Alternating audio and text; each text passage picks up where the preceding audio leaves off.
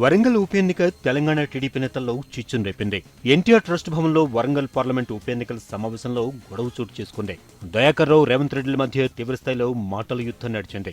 ఇద్దరు నువ్వా నేనా అన్నంతగా తిట్టుకున్నారు. ఈ గొడవపై భిన్న వాదనలు వినిపిస్తున్నాయి ఇరు వర్గాలు. టీడీఎల్పీ స్టాఫ్ విషయంలో గొడవ జరిగిందని దయాకర్ రావు వర్గం చెబుతుంటే, వరంగల్లో పోటీ అంశమే అసలు కారణమని మరో వర్గం అంటోంది.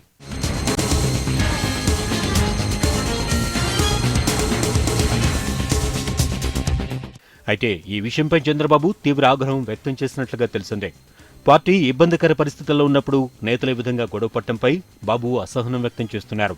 తనతో వివాదాలు కోరుకున్న కేసీఆర్ను కూడా మచ్చిక చేసుకుని ముందుకు వెళ్తుంటే, ఒకే పార్టీలో ఉన్న వీరు కలిసి పనిచేయలేకపోతున్నారంటూ బాబు సన్నిహిత నేతలతో అన్నట్లుగా సమాచారం. సమస్యను పరిష్కరించేందుకు విజయవాడకు రావాలని టీడీపీ నేతలను ఆదేశించారు.